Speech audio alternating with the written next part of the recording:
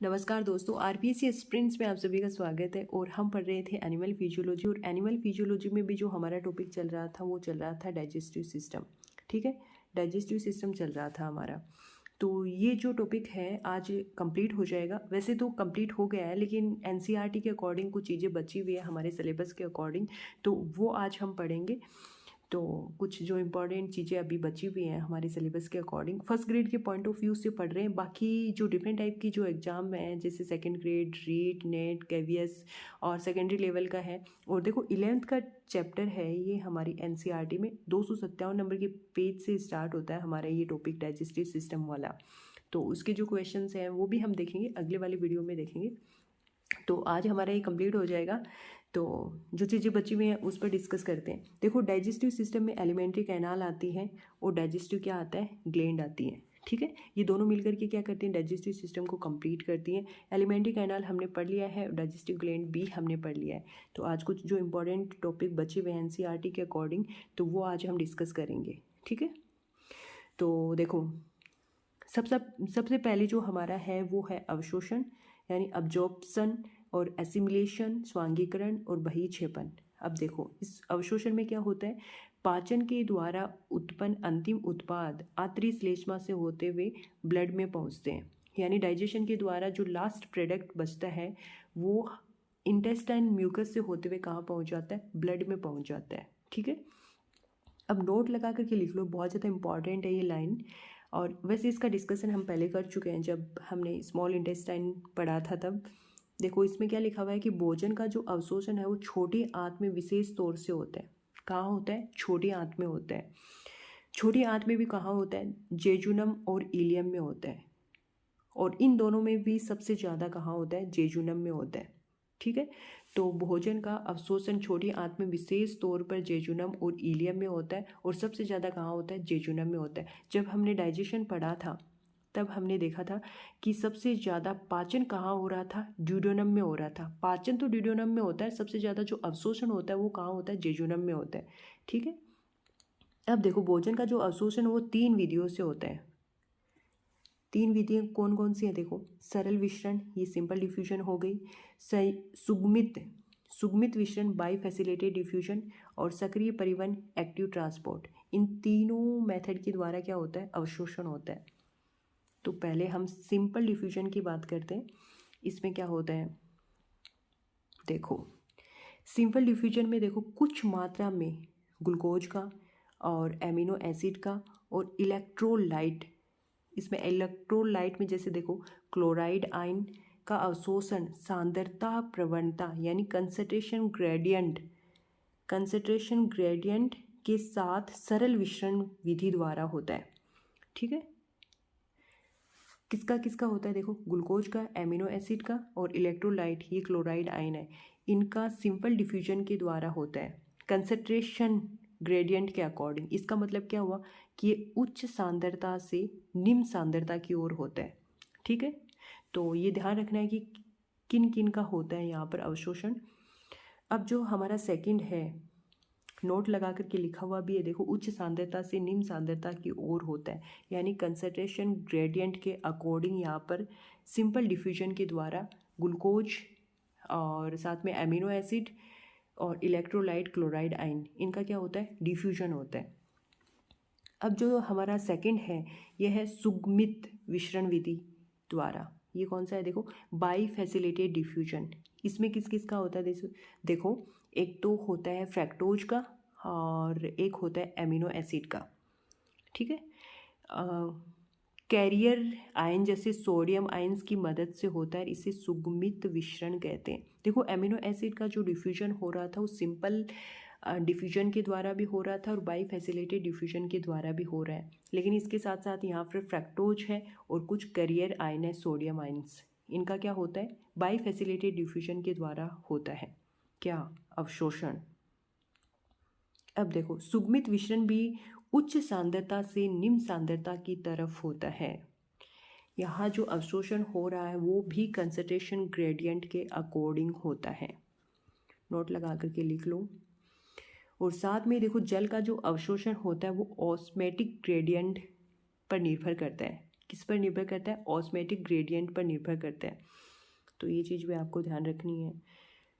Active transport, अब इस active transport में क्या होता है? विभिन्न पोषक जैसे ग्लूकोज, एमिनो एसिड, इलेक्ट्रोलाइट जैसे सोडियम आयंस का अवशोषण कंसंट्रेशन ग्रेडियंट के विपरीत होता है। अब इसका मतलब समझ में आ गया होगा कि कंसंट्रेशन ग्रेडियंट तो होता है कि उच्च सांद्रता से निम्न सांद्रता की ओर, और यहाँ जो होगा वो ट्रांसपोर्ट क्या होगा? इनके अगेंस्ट होगा। अगेंस्ट होने की वजह से क्या होता है? उसको एनर्जी की रिक्वायरमेंट होती है। भाई ग्लूकोज, एमिनो एसिड और इलेक्ट्रोलाइट हैं, इनका सोडियम आयंस का जो अवशोषण होता है अगर कंसंट्रेशन ग्रेडियंट के अकॉर्डिंग ही होता तब तो एनर्जी की रिक्वायरमेंट नहीं होती, लेकिन यहाँ पर क्या हो रहा है? इनके अगेंस्ट हो रहा है, तो एनर्जी की क्या होगी? रिक्वायरमेंट होगी। ठीक है, नोट लगा करके ये चीज़ लिख लो आप। फैट्स का अवशोषण मुश्किल से होता है। भाई फैट का अवशोषण क्या होता है? मुश्किल होता है, क्योंकि जल में भी क्या होती हैं? अघुलनशील होती हैं, और ब्लड में भी क्या है? ये नहीं घुलती, तो इनका अवशोषण होना क्या है? मुश्किल होता है। अवशोषण होता है, वो किस तरीके से होता है अभी देखते हैं हम। इसलिए फैटी एसिड व ग्लिसरॉल को सर्वप्रथम छोटी बूंदों में बदला जाता है। कौन सी बूंदों में बदला जाता है? छोटी बूंदों में बदला जाता है, जिसे क्या कहते हैं? मिसेल। एक वर्ड पढ़ा था हमने इससे पहले, पाइशीकरण। पाइशीकरण में क्या होता है? वसा की बड़ी बूंदों को छोटी बूंदों में बदला जाता है, इसलिए उसे क्या कहते हैं? मिसेल कहते हैं। और ये क्या कहलाता है? पाइशीकरण कहलाता है। ठीक है, याद आया? कुछ नहीं आया? अब देखो, अब ये मिसेल आंतरिक श्लेष्म में पहुंच जाती हैं, यानी ये मिसेल कहाँ पहुंच गई? इंटेस्टाइन म्यूकोसा में पहुंच गई। ठीक है, यहाँ मिसेल रीफॉर्मेशन होता है, अर्थात मिसेल प्रोटीन कोट द्वारा परिबद्ध हो काइलोमाइक्रोन में बदल जाती है। यानी जो मिसेल है वो आंतरिक रस में पहुंच गई, वहाँ पर रीफॉर्मेशन होता है और उसके ऊपर एक प्रोटीन का कवर होता है जिसको हम क्या कहते हैं?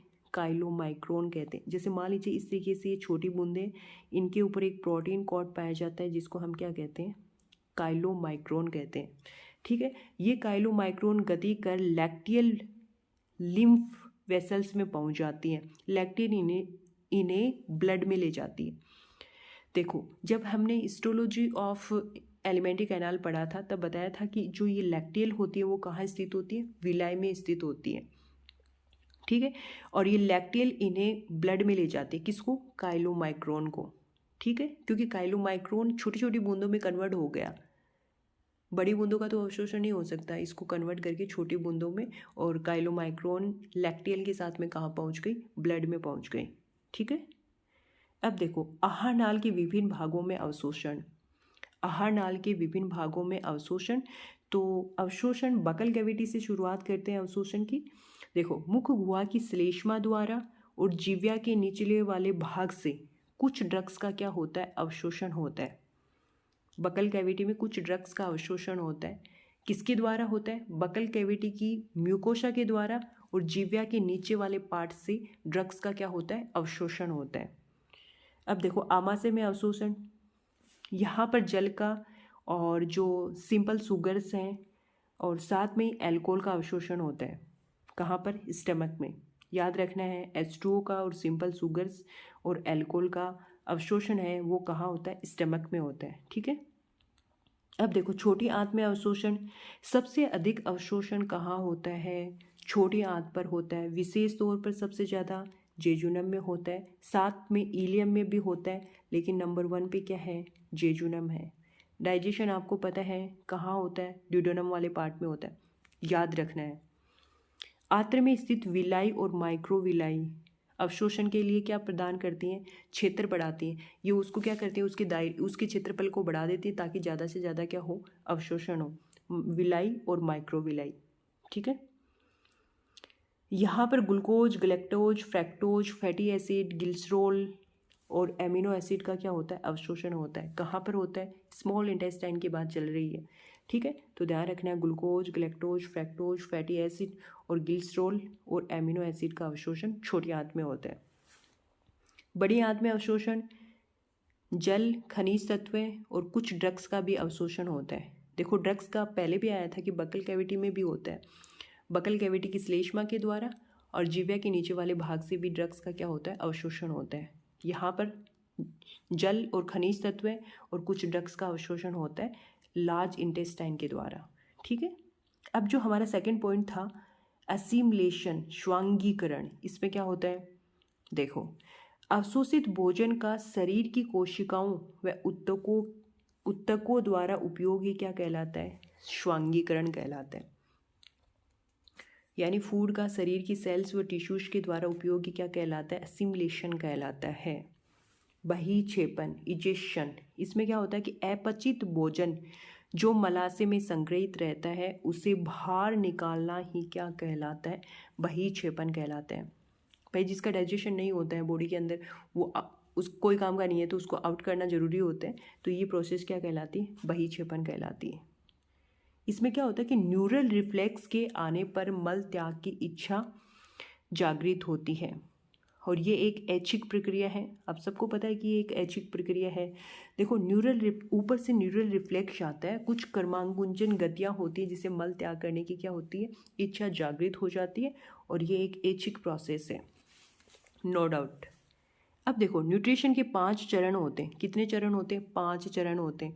अंतःग्रहण, पाचन, अवशोषण, श्वांगीकरण और बहिक्षेपण। हमने ये सारे के सारे देख लिए हैं। और अब क्या होगा, अब जो बचा है अपना डिसऑर्डर बचे हैं, यानी हमारी एनसीईआरटी में जो कुछ बचे हैं वो डिसऑर्डर बचे हैं जो हमारे एग्जाम के पॉइंट ऑफ व्यू से इम्पॉर्टेंट हैं, तो इसको भी डिस्कस कर लेते हैं। इनडाइजेशन, इसमें क्या होता है, अपचन। ओवर ईटिंग, यानी बहुत ज़्यादा खाना खा लिया तो इनडाइजेशन हो जाएगा, प्रॉब्लम क्रिएट ही करते हैं। स्पाइसी फूड, मिर्च मसाले वाला भोजन, अपचन हो जाती है, इससे भी। एंजाइटी से भी अपचन की प्रॉब्लम क्रिएट होती है। फूड पॉइजनिंग, भोजन विषाक्तता, इससे भी क्या होता है, इनडाइजेशन होता है। तो ये चीज़ें याद करनी है आपको। अब देखो जॉन्डिस, इसमें क्या होता है, बिलिरुबिन शरीर के बाहर नहीं निकलता जिससे स्किन और आंखें क्या हो जाती हैं, येलो हो जाती हैं। लीवर भी प्रभावित होता है। जॉन्डिस को हम पीलिया कहते हैं। बिलिरुबिन क्या होता है कि बाहर नहीं निकल पाता। और बिलिरुबिन पता ही है आपको, ये जो बाइल जूस में प्रेजेंट होता है, ये पिगमेंट है, ये जो बाइल जूस में प्रेजेंट होता है। ठीक है, ये बॉडी से बाहर नहीं निकलेगा तो क्या होंगी, स्किन और आंखें क्या हो जाएंगी, पीली हो जाएंगी और लीवर को भी क्या करेंगी, प्रभावित करेंगे, क्योंकि लीवर में ही तो बनता है बाइल जूस और बाइल जूस में क्या प्रेजेंट होता है, बिलिरुबिन प्रेजेंट होता है। अब देखो वॉमिटिंग, आमाशय के पदार्थों का उल्टा प्रवाह हो जाता है। क्या हो जाता है, उल्टा प्रवाह हो जाता है। वॉमिट से पहले जी घबराता है और बायोलॉजी में इसको क्या कहते हैं, नोजिया कहते हैं, याद रखना। वॉमिटिंग सेंटर मेडुला ओब्लोंगेटा, किसका, वमन की बात कर रही हूँ। तो देखो एक चीज़ है, वॉमिटिंग सेंटर इसी का ही नहीं है भाई, मेडुला ओब्लोंगेटा है, सिर्फ वॉमिटिंग का ही सेंटर नहीं है, बाकी जैसे खांसी का केंद्र है, छींक का केंद्र है, उबासे का केंद्र है, रेस्पायरेशन का केंद्र है, सबका सब केंद्र कौन है, मेडुला ओब्लोंगेटा है, याद रखना है। डायरिया, डायरिया क्या होता है, लूज मोशन। डायरिया नाम आते क्या करते हैं, हमारे दिमाग में लूज मोशन आता है। ठीक है। इरेगुलर बोवल मूवमेंट, बोवल आंतर गति, मतलब अनियमित आंतर गति। भोजन बहुत अधिक तरल हो जाता है, इसमें भोजन का अवशोषण नहीं हो पाता, लिक्विड सा हो जाता है, तो इसमें भोजन का क्या होता है, अवशोषण नहीं हो पाता। डायरिया में लूज मोशन। कॉन्स्टिपेशन, अब इस कॉन्स्टिपेशन में क्या होता है, ये जो रेक्टम से अपचित भोजन नहीं निकलता और कॉन्स्टिपेशन की प्रॉब्लम क्या हो जाती है, क्रिएट हो जाती है, मतलब अपचित भोजन बॉडी से बाहर नहीं निकलता, तो ये कॉन्स्टिपेशन की प्रॉब्लम क्या हो जाती है, क्रिएट हो जाती है। यहाँ पर असामान्य बोवल मूवमेंट होता है।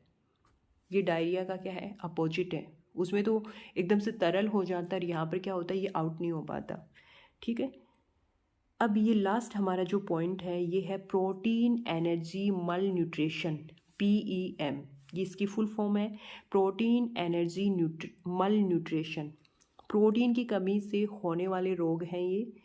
देखो इसमें क्वासियोरकर और मेरास्मस है ये।